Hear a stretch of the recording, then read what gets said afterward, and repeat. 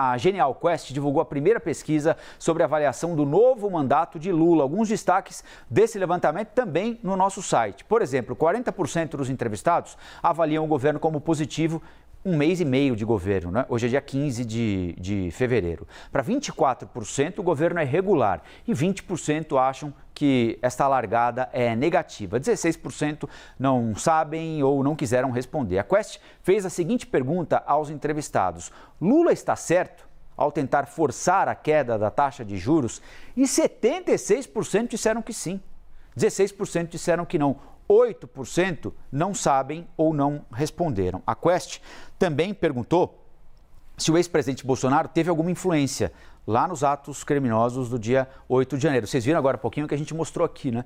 O presidente Bolsonaro, numa entrevista para o Wall Street Journal, dizendo que não houve tentativa de golpe, porque não teve bomba, não tinha comandante, que ele não tem nada a ver com isso. Ele estava lá nos Estados Unidos e querem atribuir culpa a ele para desgastá-lo politicamente, né? Mas mais da metade dos entrevistados acham que ele tem culpa no cartório, 51%.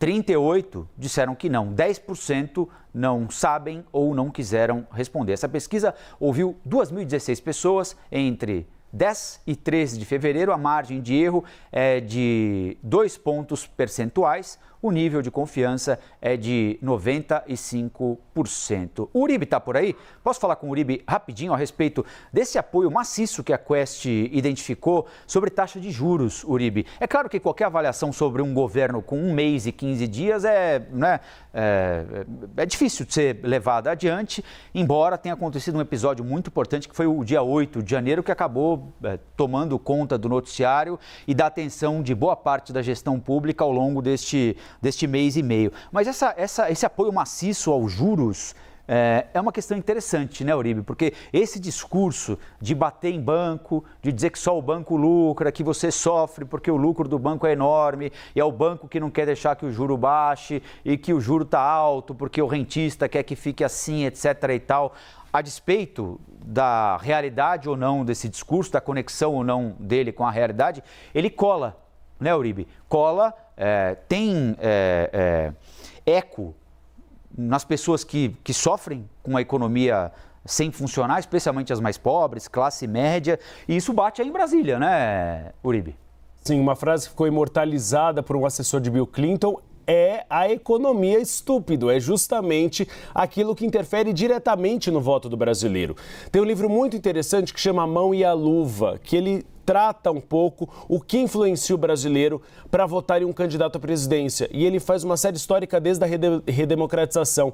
E Colombo, ele aponta 2 fatores principais: inflação em um dos pontos e emprego. Se você tem altos índices de inflação e altos índices de desemprego, um presidente da República não se reelege. E aí vice-versa. Então, o que a gente observou nas eleições de 2022? A economia não estava indo num lado bom. Você tinha uma inflação dos alimentos muito alta, você tinha o poder de compra caindo e a população decidiu trocar o presidente da República. É muito parecida com a avaliação, Colombo, que as pesquisas também mediram em relação ao preço dos combustíveis. A população era favorável a Jair Bolsonaro fazendo críticas duras à Petrobras para que caísse o preço dos combustíveis e até era contra a questão do ICMS. Eles defendiam que você tivesse uma queda do ICMS para que chegasse o preço, pelo menos nos postos de gasolina, bem menor. Então o que a gente observa é que a população pensa muito pela sobrevivência e ela acredita que a taxa de juros alta impede um aquecimento da economia e diminui o poder de compra. Olha, isso então, aí, hein, Uribe? Esse dado, ele é importante porque quando, por exemplo, você citou o caso dos combustíveis, quando o presidente Bolsonaro percebeu, ele interferiu. Não é? O Congresso cortou o ICMS dos estados, não é? Ele reduziu impostos federais cobrados sobre os combustíveis, trocou o presidente da Petrobras. Não é? 3 vezes, né? Três presidentes da Petrobras em um período muito curto. Exatamente. Agora, há uma tentativa, depois da entrevista do presidente do Banco Central ao Roda Viva, né, em que ele acenou, fez sinais de busca por uma relação mais fluida, né, de tentativa de estabelecer canais de comunicação. Agora, quando um político, seja ele quem for, recebe uma pesquisa dessa, ele fala assim, mas por que eu vou parar de bater se está dando certo? e se sente empoderado para continuar com as críticas, sejam justas ou injustas. O que a gente tem observado bastante, Colombo, pelo menos conversando com alguns ministros ontem e hoje, é que a fervura deve continuar. Claro que não no mesmo tom. Luiz Inácio Lula da Silva foi recomendado, inclusive, a não bater diretamente na figura de Roberto Campos Neto, mas no Banco Central. Na instituição Banco Central, mais ou menos o que fazia Jair Bolsonaro em relação à Petrobras. Atacava a Petrobras, mas não diretamente o presidente da Petrobras. É uma estratégia política de manter em fogo baixo o presidente do Banco Central. Porque, sim, foi bem avaliado alguns sinais que ele deu. Elogios a Fernando Haddad a cada 2 frases que ele dizia no Roda Viva e depois no evento ontem com um grupo de banqueiros. É uma sinalização dele para quê? Para entregar os anéis, mas não perder os dedos, se manter no cargo. A questão da independência do Banco Central não é nem mais falada no Palácio Planalto, mas há uma expectativa de que ele diminua, sim, a taxa de juros na próxima reunião do Copom, marcada em março, para março. Seria de 13,75 para 13,5, numa tentativa de reaquecimento da economia. O efeito não é em curto prazo, Colombo. Quando você muda a taxa de juros, o efeito é de 12 a 18 meses mais para frente. Mas é uma preocupação e um aceno que Lula quer, porque o grande problema que ele considera é a possibilidade de o Brasil não crescer acima de 1% neste ano, que o PIB acabe ficando em 0,9%.